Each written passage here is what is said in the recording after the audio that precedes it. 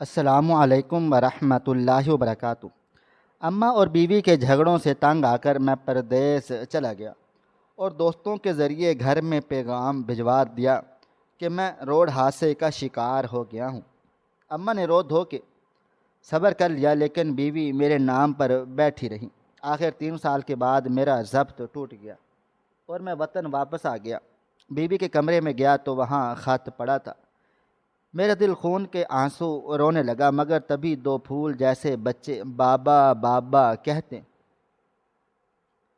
میں نے اپنی زندگی کی سب سے بڑی غلطی کی تھی جب مجھ کو کچھ لوگ غلطی نہیں ہے بے وقوفی بھی کہیں گے کہ اچانک اپنے چلتے پھرتے گھر کو چھوڑ کے میں پردیس چلا گیا تھا اور اب 3 سال کے بعد واپس آ رہا تھا۔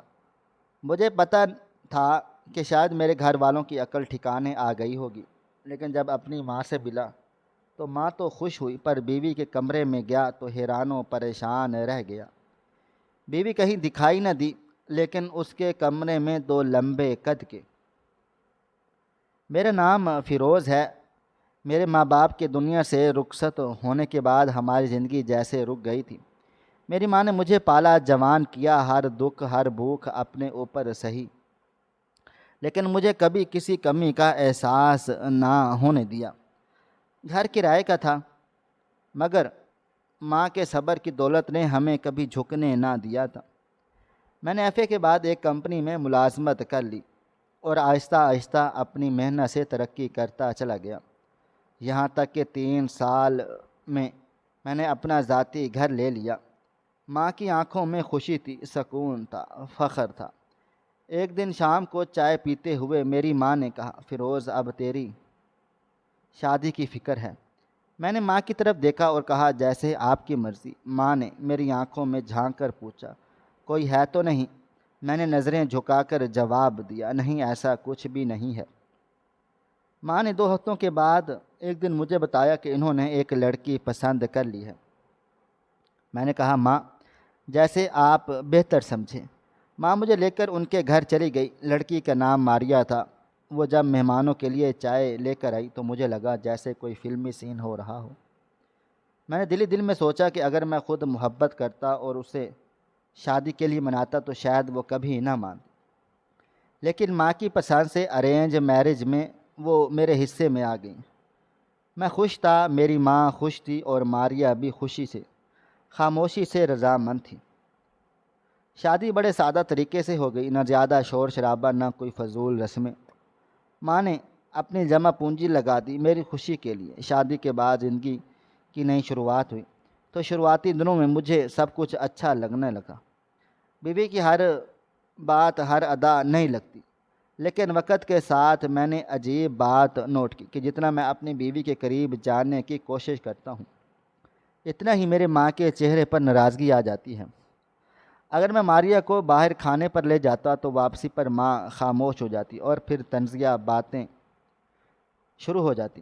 ایک دن میں نے ماں سے کہا، شادی کے شروع کے دن ہیں، اگر ابھی بیوی کو وقت نہ دوں گا تو کب دوں گا؟ تو ماں نے کہا، تم اس کی عادتیں بگاڑ رہے ہو، تمہیں نہیں پتہ یہ نئی لڑکیاں کیسی ہوتی ہیں۔ اور جب میں کمرے میں آتا تو ماریا کہتی، ہم کھانا کھانے چلے گئے تو امی کو ایسے نہیں بولنا چاہیے تھا۔ وہ ان کی باتوں سے ہر بار دکھی ہو جاتی تھی اور میں دونوں کے بیچ میں بٹ کر رہ جاتا تھا۔ میری ماں اپنی جگہ ٹھیک تھی، کیونکہ وہ ساری عمر مجھے لے کر جیتی رہی تھی، اور اب کسی اور کو میرے قریب دیکھ کر شاید حسد سا ہوتا تھا۔ اور ماریا اپنی جگہ ٹھیک تھی، کیونکہ وہ نئی زندگی میں قدم رکھ رہی تھی، اسے ہر جگہ پر ٹوکا جانا اچھا نہیں لگتا تھا۔ ماں کہتی کہ وہ میری بات نہیں مانتی، اس کی مرضی اپنی ہے، اور ماریا کہتی کہ وہ بدتمیزی نہیں کرتی، بس ہر بات پر سر نہیں جھکاتی۔ ایک دن میں نے تھک ہار کر کمرے کا دروازہ بند کر کے آئینے میں اپنے چہرے کو دیکھا تو سفید ہوتے بالوں پر نظر پڑی۔ شادی کو صرف 3 مہینے ہوئے تھے اور میں اندر سے بوڑھا ہو گیا تھا۔ میرے 2-3 دوست شادی شدہ تھے، میں نے ان سے بات کی تو سب نے ایک بات کہی کہ یہ ہر گھر کی کہانی ہے، ماں اور بیوی کے جھگڑے ہمیشہ ایسے ہوتے ہیں۔ جو ماں خود بہو پسند کر کے لاتی ہے، بعد میں اس سے زیادہ لڑتی ہے اور جو بندہ اپنی مرضی سے شادی کرتا ہے، ماں اس سے بھی ناراض تو ہوتی ہے لیکن بہو کو سہ لیتی ہے۔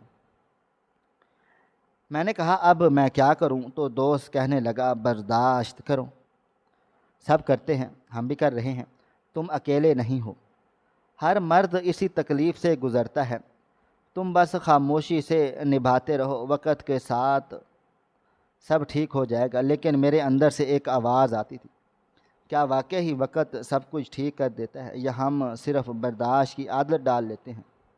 مجھے کچھ سمجھ نہیں آ رہا تھا۔ میں نے خاموشی سے سب جھیلنا شروع کر دیا، لیکن اندر ہی اندر میں ٹوٹنے لگا، ہر دن ہر میری روح پر بوجھ سا بننے لگا۔ میری خاموشی میرے اندر شور بن گئی، میری زندگی عجیب دوراہے پر آ گئی تھی۔ ماں اور بیوی کے جھگڑے ختم ہونے کا نام نہیں لے رہے تھے۔ صبح و شام، دن رات، کچن سے لے کر کمرے تک، ہر جگہ میدان جنگ بن چکا تھا۔ ایک دن ایسا آیا کہ گھر میں کھانے کی مہک کی جگہ خاموشی اور آنکھوں میں آنسو بسنے لگے۔ بیوی رو رہی تھی کہ صبح سے کچن میں نہیں جانے دیا، بھوکی بیٹھی تھی۔ اماں کا کہنا تھا جب تک صفائی نہیں کرنی، کام میں دل نہیں لگانا تو پھر کچن بند ہے۔ میں نے سوچا وقت کے ساتھ سب ٹھیک ہو جائے گا، لیکن حالات بدتر ہوتے چلے گئے۔ ایک دن لڑائی اتنی بڑھ گئی کہ ماں نے بیوی کو تھپڑ مار دیا۔ بیوی نے جواب میں اسے دھکا دے دیا۔ اگر میں ماں کو نہ تھامتا تو وہ گر جاتی۔ میں نے بیوی کے چہرے پر تھپڑ مار دیا کیونکہ میرے اندر کا بیٹا جاگ گیا تھا، لیکن رات کو ضمیر نے کہا کسی کی بیٹی پر ہاتھ اٹھانا بھی ظلم ہے۔ ماں سے کہا آپ نے بھی تو زیادتی کی ہے۔ بیوی سے کہا کہ بڑوں سے ایسے بات نہیں کرتے۔ دونوں اپنی اپنی جگہ پر ٹھیک بھی تھیں اور غلط بھی۔ گھر کے ماحول نے مجھے ایسا قید کر دیا تھا جیسے قیدی سلاخوں کے پیچھے ہوتا ہے۔ ہر دن میری عمر میں کئی سال کا بوجھ ڈال دیتا۔ بال سفید ہونا تو عام سی بات ہو گئی تھی۔ دوستوں سے بات کی، سب نے یہی کہا کہ ہر گھر کی کہانی ہے، کوئی بھی مرد اس سے نہیں بچا، تم بھی صبر کرو، وقت گزارو، کچھ نہیں کر سکتے، کچھ نہیں ہونے والا۔ میرے دل نے کہا اگر میں نے کچھ مختلف نہ کیا تو میں پاگل ہو جاؤں گا، میری زندگی ختم ہو جائے گی۔ ایک دن قرآن اندازی میں میرا وزٹ ویزا نکل آیا۔ دل نے کہا یہ موقع ہے گھر سے کچھ دور جا کے سکون کا سانس لیا جائے۔ میں نے بیوی کو بتایا، نہ ماں کو، بس دوست کو کہا کہ گھر والوں کو بتا دینا میں ایک حادثے میں جل کر ختم ہو گیا ہوں، لاش تک نہیں ملی۔ خبر سن کے شاید دونوں کو صدمہ ہو اور اپنی انا سے نکل آئیں۔ میں خاموشی سے سفر پر نکل گیا، پردیس کا سفر، اور وہ بھی ایسے حالات میں، میرے لیے نعمت سے کم نہ تھا۔ 3 ماہ کا ویزا تھا۔ میں نے وہاں جا کر رہنے کا بندوبست کیا، کام تلاش کیا، وہیں پرانے دوستوں سے ملاقات ہوئی، سکول کے دنوں کے یار دوست مل گئے جو اب خود بھی شوہر بن چکے تھے۔ ان کے ساتھ وقت گزارا، دل کو تسلی ملی۔ پردیس کی راتیں خاموش لیکن پرسکون تھی۔ صبح کا سورج نئے حوصلے کے ساتھ نکلتا تھا۔ میں نے وہ دن یاد کیے جب ماں کے لیے دوائی لاتا تھا، بیوی کے لیے پسند کی چیزیں خرید کر لاتا تھا، لیکن ان دونوں کے درمیان میری کوئی قدر نہیں تھی۔ دونوں مجھے کھینچ رہی تھیں، لیکن کبھی یہ نہ سوچا تھا کہ جس کو کھینچ رہی ہیں وہ ٹوٹ بھی سکتا ہے۔ وہاں رہتے ہوئے میں نے اپنی زندگی کو نئے زاویے سے دیکھا، اپنے اندر کی خاموشی کو سنا۔ شام کو جب کام سے واپس آتا تو کوئی لڑائی سننے کو نہ ملتی تھی، نہ کچن بند ہوتا، نہ کمرے کی دیواروں سے طنز کی آوازیں آتی۔ وہاں کے ہوٹل میں جب میں اپنے لیے کھانا منگواتا تو سوچتا شاید میری بیوی اب میرے بغیر پہلی بار اکیلے کچن سنبھال رہی ہوگی، شاید ماں کے لیے کچھ بناتی بھی ہوگی، ماں شاید پہلی بار بیٹے کے بغیر بستر پر لیٹی ہوگی اور سوچتی ہوگی میری ضد نے مجھے اکیلا کر دیا ہے۔ لیکن میں جانتا تھا یہ دکھ دونوں کے لیے ضروری ہے، تاکہ دونوں کو سمجھ آ جائے کہ مرد صرف ایک پل نہیں ہوتا، جو صرف پل نہیں ہے جو دونوں کو کناروں کو جوڑتا ہے، مرد بھی انسان ہوتا ہے، جذبات والا، محسوس رکھنے والا، جو ٹوٹ بھی سکتا ہے، بکھر بھی سکتا ہے۔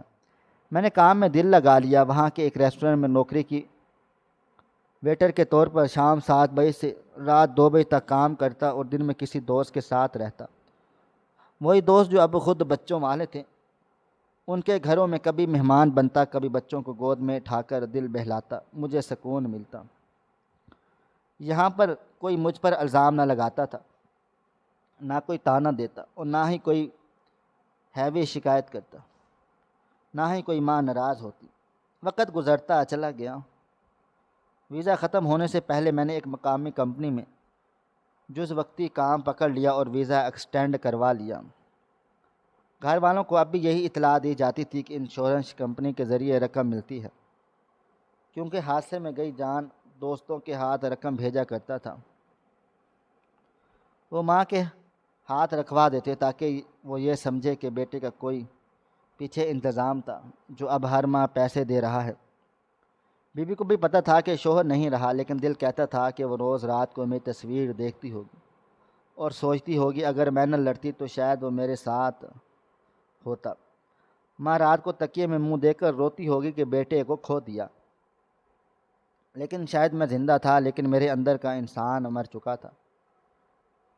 میں صرف اور صرف سانسیں لے رہا تھا، لیکن خود کو مردہ سمجھ چکا تھا۔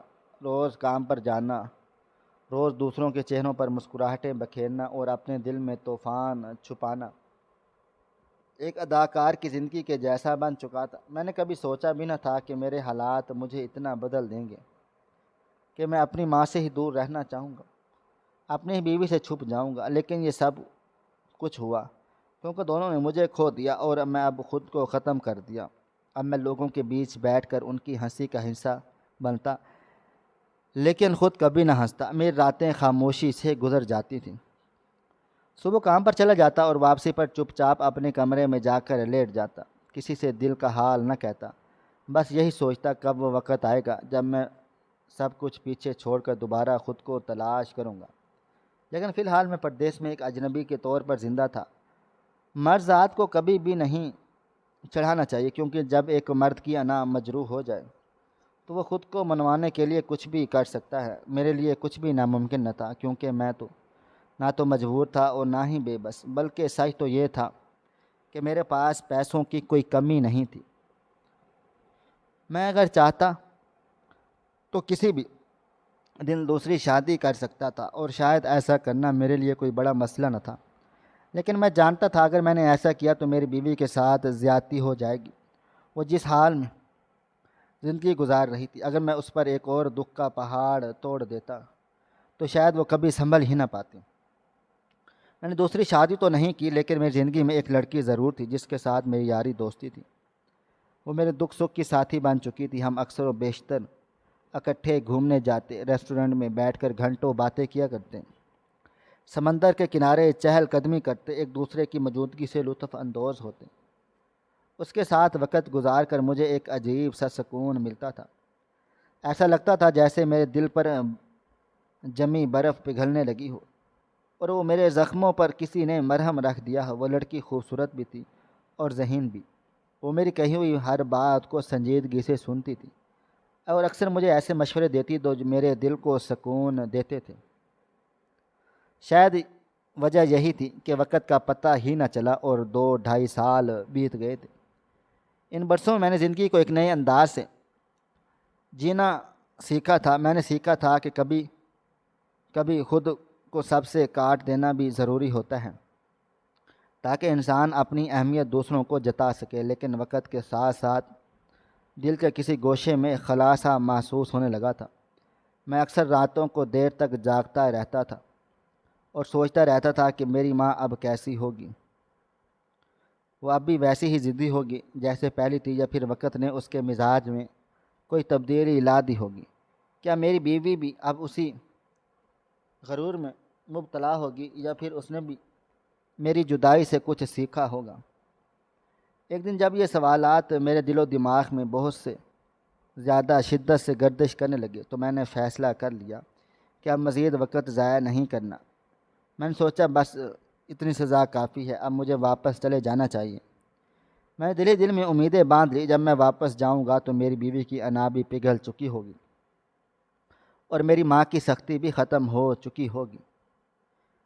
میں نے اللہ سے دعا کی کہ وہ ان دونوں عورتوں کو ہدایت دے دے، کیونکہ انہوں نے جو کچھ میرے ساتھ کیا وہ کسی بھی بیٹے یا شوہر کے ساتھ نہیں ہونا چاہیے تھا۔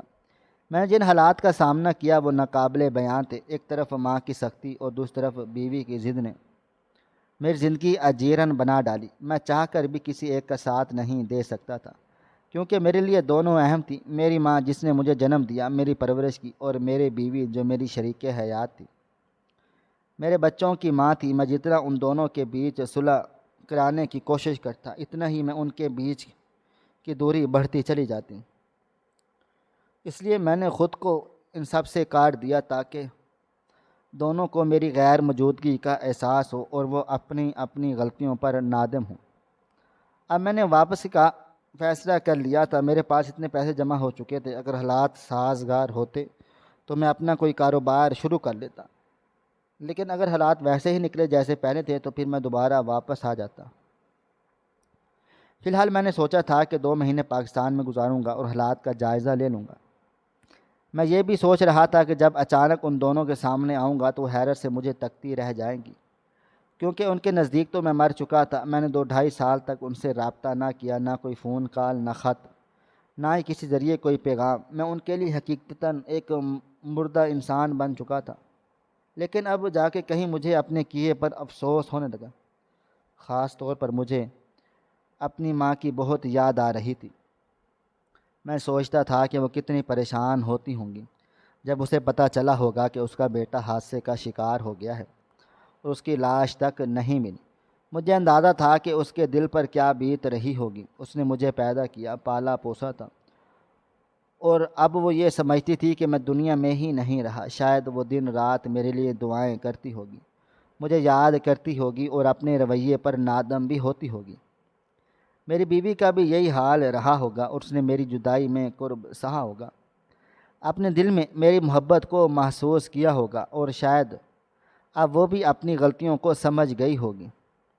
میں دل میں ان دونوں سے ناراض ضرور تھا، لیکن ان سے بے پناہ محبت بھی کرتا تھا۔ اسی محبت نے مجھے یہ قدم اٹھانے پر مجبور کر دیا۔ میں اب ان کی زندگی میں دوبارہ واپس آ جاؤں۔ میں اپنی واپسی کی تیاری شروع کر دی، ٹکٹ بک کروا لیا، سامان باندھ لیا اور ایک نیا جوش و جذبہ لے کر پاکستان کی طرف روانہ ہو گیا۔ میں 3 سال کے بعد اپنے گھر کے سامنے کھڑا تھا، میری ٹانگیں تھر تھر کانپ رہی تھیں، دل تو زور زور سے دھڑک رہا تھا، جیسے کوئی چور کسی اجنبی کے گھر کے دروازے پر دستک دینے سے پہلے سہم جائے۔ میری انگلیاں گھر کے دروازے کی گھنٹی پر جا کر رک گئیں، لیکن بجانے کی ہمت نہ ہو رہی تھی۔ آخرکار میں نے خود کو سنبھالا اور آہستگی سے دروازہ کھول دیا۔ وہی پرانا صحن، وہی کچی اینٹوں کی خوشبو، وہی آنگن کا پیپل کا درخت۔ میری یادوں میں سب کچھ ویسا تھا، لیکن 3 سال کے بعد سب کچھ بدل چکا تھا۔ اندر سے مجھے اماں کی آواز آئی۔ وہ شاید کسی سے فون پر بات کر رہی تھی۔ ان کی آواز میں جو تھکن اور درد تھا وہ سن کر میری آنکھوں میں آنسو آ گئے تھے۔ میں چاہتا تھا کہ بھاگ کے جا کے ان کے قدموں میں گر جاؤں، ان کے ہاتھ چوم لوں، ان کے گلے لگ جاؤں، لیکن میرے اندر کا مجرم مجھے روکے کھڑا تھا۔ جب میں اندر داخل ہوا تو میری ماں نے جیسے ہی مجھے دیکھا، ان کے ہاتھ سے فون چھوٹ گیا تھا۔ ان کی آنکھیں پھٹی کی پھٹی رہ گئی تھی اور چہرے پر حیرت کے ساتھ ایک بے یقینی کا سایہ تھا۔ وہ لڑکھڑاتی ہوئی میری طرف بڑھیں اور بے ہوش ہوتے ہوتے بچی۔ میں نے لپک کر ان کو تھام لیا اور کہا، امی میں ہوں، میں آپ کا بیٹا واپس آ گیا، کوئی غلط فہمی ہو گئی تھی، میں کہیں پھنس گیا تھا، میں بالکل ٹھیک ہوں۔ میری آواز میں لرزش تھی، لیکن میں نے یہ نہیں کیا، میں جان بوجھ کر سب کچھ چھوڑ کر چلا گیا تھا، کیونکہ امی جان کی حالت ایسی ہو گئی تھی جیسے برسوں کا بوجھ اس کے کندھوں سے اتر گیا ہو، اور وہ روتی چلی جا رہی تھی۔ میں نے ان کے آنسو صاف کیے اور ان کو پانی پلا دیا۔ کچھ دیر کے بعد جب وہ تھوڑا سنبھلی تو میں نے دھڑکتے دل سے پوچھا، ماریا کہاں ہے؟ میری بات سنتے ہی ان کی آنکھیں جھک گئیں اور وہ چپ ہو گئیں، بولی کہ میں تیرے لیے کھانا لگاتی ہوں۔ ان کی خاموشی نے میرے دل میں ایک عجیب سی بے چینی بھر ڈالی۔ میں سمجھا شاید ابھی بھی ان کی ماریا کی لڑائی چل رہی ہے۔ میں خاموشی سے کمرے میں چلے گا، وہی میرا کمرہ جہاں کی ہر چیز ویسی کی ویسی تھی جیسے میں چھوڑ کر چلا گیا تھا، لیکن جیسے ہی میں نے دروازہ کھولا تو اندر نظر پڑی تو میں وہیں دروازے پر رک گیا۔ میرے قدم جیسے زمین سے چپک گئے، سامنے کا منظر میری آنکھوں کے سامنے دھندلا گیا اور میں لڑکھڑا کے زمین پر گر پڑا۔ میرے بستر پر 2 چھوٹے چھوٹے بچے سو رہے تھے، دونوں گول مٹول چہرے، معصوم آنکھیں، ایک بیٹا تھا اور ایک بیٹی، دونوں شکل سے جڑواں اور حیرت انگیز طور پر ایک جیسے لگ رہے تھے۔ میں نے بے یقینی سے ان کی طرف بڑھا اور بیٹھ کر ان کے سروں پر ہاتھ رکھا۔ میری انگلیوں کا لمس جیسے کسی خواب کو چھو رہا تھا۔ میں نے ان کو گلے سے لگا لیا۔ ان کی سانسوں کی گرمی نے میری روح کو چھو لیا۔ جب وہ اٹھے تو دونوں ایک ساتھ بولے، بابا بابا، اور میری طرف لپکے۔ کمرے میں دیوار پر میری ایک بڑی سی تصویر لگی ہوئی تھی۔ میرے منہ سے نکلا، ہاں میں ہی ہوں، تمہارا بابا، تمہارا باپ ہوں۔ میں نے بے ساختہ پوچھا، ماما کہاں ہے تمہاری؟ تو بیٹے نے معصومیت سے کہا، ماما تو مر گئی۔ یہ سنتے ہی میرے جسم کا سارا خون جیسے خشک ہو گیا۔ میرے دل نے دھڑکنا چھوڑ دیا، میرے کانوں میں سنسناہٹ گونجنے لگی اور میں فرش پر بیٹھ گیا۔ میری آنکھوں سے آنسو رواں تھے، دل جیسے کسی نے نچوڑ دیا ہو۔ میں سمجھ گیا، جب میں نے ماریا کو چھوڑا تھا وہ ماں بننے والی تھی، اور کچھ جانے سمجھے بغیر بس چلا گیا۔ میں نے بچوں کو دوبارہ گلے سے لگا لیا۔ میری ماں کمرے میں آئی اور خاموشی سے میری آنکھوں میں دیکھا، آہستہ سے بولی، بیٹا اب اس دنیا میں نہیں رہی، یہ دونوں اس کی نشانیاں ہیں۔ میں نے چیخ چیخ کر رونا شروع کر دیا۔ میں نے ماں سے پوچھا، میں کہاں تھا، کون تھا، کیسا تھا جو اتنا سنگ دل ہو گیا، اپنی ماں، بیوی اور آنے والے بچوں کو چھوڑ گیا؟ پوری رات میں نے جاگ کر گزار ڈالی، بچوں کو اپنے پہلو میں سلا کے ان کی سانسوں کی مہک میں خود کو سنبھالنے کی کوشش کرتا رہا۔ لیکن صبح جب آنکھ کھلی تو بستر پر بچے نہیں تھے، مگر ایک سایہ میرے پہلو میں لیٹا ہوا تھا، جیسے کوئی خواب ابھی ختم نہ ہوا ہو۔ جب میں نے اس کی طرف دیکھا تو میری آنکھیں پھٹی کی پھٹی رہ گئی تھیں۔ وہ ماریا تھی، وہ زندہ تھی۔ میری بیوی میرے پہلو میں لیٹی مجھے دیکھ رہی تھی۔ میں ہڑبڑا کر اٹھ بیٹھا، اسے چھونے کی کوشش کی تو وہ ہنسنے لگی۔ میں نے کہا، ماریا تم زندہ ہو؟ جیسے ہی میں نے ہاتھ لگایا وہ پیچھے ہٹ گئی۔ میں نے کہا، جھوٹ کیوں بولا تم نے مجھے؟ ماریا نے طنزیہ انداز میں جواب دیا، تم نے سچ بولا تھا کبھی؟ تم بھی تو چھوڑ گئے تھے نا، نہ کوئی خط، نہ فون، نہ پیغام۔ تمہارے ایک دوست نے سب کچھ بتا دیا، تم کہاں ہو، کیا کر رہے ہو اور کب واپس آنے والے ہو۔ تو ہم نے بھی سوچا کہ تمہارے ساتھ وہی سب کیا جائے جو تم نے ہمارے ساتھ کیا تھا۔ ماریا نے کہا، اب میری اور امی کی بہت اچھی دوستی یاری ہو چکی، ہم کبھی نہیں لڑتے بلکہ ایک دوسرے کا سہارا بن چکے۔ اتنا سننا تھا کہ میری ماں بچوں کو لے کر اندر آئی اور زور زور سے ہنسنے لگی۔ میں نے دونوں بچوں کو دیکھا اور پھر ماں کی طرف دیکھا اور کہا، میری تو جان نکال دی تم لوگوں نے، مجھے لگا تھا کہ میری بیوی مر چکی ہے، تم لوگ دونوں نے تو میرا دل نکال دیا تھا۔ میں نے ماریا سے معافی مانگی، اپنی ماں سے معافی مانگی اور ان تینوں کو سینے سے لگا لیا۔ میری دنیا میرے سامنے تھی، میری ماں، میری بیوی اور میرے دونوں بچے، جن کے بغیر زندگی بے معنی لگنے لگی تھی۔ میں واپس جانے کا ارادہ چھوڑ دیا، وہیں پرانے گھر میں ایک نئی زندگی کو شروع کرنے کا فیصلہ کیا، کیونکہ وہی اصل خوشی تھی۔ میں نے اپنے پرانے کاروبار کو دوبارہ شروع کر دیا اور جو پیسے ساتھ لایا تھا ان سے مزید کام بڑھا لیا۔ اب سب وہیں ہنسی خوشی رہنے لگے، جیسے کبھی کوئی دکھ ہی نہ گزرا ہو، جیسے سب کچھ ایک خواب تھا جس سے اب ہم جاگ چکے تھے۔ جب میری ماں اور میری بیوی نے مجھے یہ بتا دیا، جب ان دونوں کو میری موت کی خبر ملی تو دونوں ایک دوسرے کا سہارا بنی تھی، کیونکہ ماریا نے تب یہ بھی بتا دیا کہ وہ ماں بننے والی تھی۔ میری ماں نے اسے اپنی بیٹی کی طرح سنبھالا۔ دونوں دن رات ایک دوسرے کے ساتھ روتی رہتی، ایک ساتھ ہنستی رہتی۔ بچے ہوئے تو دونوں نے مل کے ان کی پرورش کی، راتوں کو جاگ جاگ کر بچوں کو سلاتی تھی، خود بھوکی رہتی مگر بچوں کو کھانا ضرور کھلاتی تھی۔ میری بیوی نے کہا، تمہارے بعد ہم نے جینے کی امید چھوڑی نہیں بلکہ ایک دوسرے کی ہمت بن کر جینا سیکھا، اور اگر ہم ایسا نہ کرتے تو شاید ہم دونوں بھی تمہارے پیچھے مر جاتے، کیونکہ جب انسان اکیلا ہوتا ہے تو دکھ دگنا ہو جاتا ہے، اور اگر کسی کا ہاتھ تھام لے تو دکھ آدھا بھی لگتا ہے۔ میں حیران ہو رہا تھا، وہ دونوں عورتیں جن کے درمیان کبھی چپکلش رہا کرتی تھی آج ایسے ایک ہو چکی تھی جیسے ماں بیٹی ہوں۔ ماریا نے مجھے بتایا کہ جب میں گیا تو اسے لگا شاید وہ زندگی پھر ایک بیوہ کی طرح گزاریں گی، اور وہ اپنے بچوں کو میرے نام کا سہارا دے کر پالنے پوسنے لگی۔ اسے یقین تھا کہ میں ایک دن لوٹوں گا، اور ماں کو بھی یہی لگتا تھا، کیونکہ وہ روز میرے لیے دعا کرتی اور روز میرے کمرے میں آ کر میری تصویر کو دیکھتی رہتی، میری واپسی کی فریاد کرتی۔ جب انہیں پتہ چلا میں واپس آ رہا ہوں تو وہ خوش ضرور ہوئیں، مگر انہوں نے سوچا مجھے میرے انداز میں جواب دیا جائے، اس لیے انہوں نے مرنے کی خبر پھیلا دی۔ زندگی کا نیا آغاز ہوا۔ میری ماں اور بیوی نے مجھے وہ دن یاد دلائے جب میں چھوڑ گیا تھا، وہ دن جب میرا فیصلہ میرے جذبات نے کیا، نہ کہ عقل نے۔ اب وہ دونوں ہر وقت میرا مذاق بناتی اور میں خوشی خوشی ان کے مذاق کو سہتا۔ کبھی ہم سب کھانے پر بیٹھتے تو ماں کہتی اس کو سب سے بڑی بوٹی دے دو، کہیں ناراض ہو کے پھر نہ نکل جائے۔ میری بیوی کہتی ان کے کپڑے ٹائم سے استری کر دو ورنہ کیا پتہ پھر جا کے پناہ گزین ہو جائیں۔ ایک دن تو حد ہو گئی، جب میں نہا رہا تھا تو میری بیوی ہنستے ہوئے آئی، میں ان کو تولیہ دے آؤں، ورنہ نہا کے بھاگ ہی نہ جائیں۔ اور میری ماں اور بیوی دونوں زور زور سے ہنسنے لگیں۔ ان کی ہنسی میں محبت تھی، ان کی باتوں میں شفقت کی، ان کی باتوں میں دکھ چھپا ہوا تھا لیکن مجھ سے خوشی میں چھپا رہی تھی۔ مجھے سب برا نہیں لگتا تھا کیونکہ میں جانتا تھا میں نے واقعہ بہت برا کیا تھا، اور جو سلوک میرے ساتھ وہ کر رہی تھیں وہ کچھ بھی تو نہیں تھا۔ اصل سزا تو میری وہ تنہائیاں تھیں جو میں نے پردیس میں کاٹی، جہاں میرے پاس کوئی نہ تھا، بس میرے ضمیر کی آواز تھی جو روز مجھے ملامت کرتی۔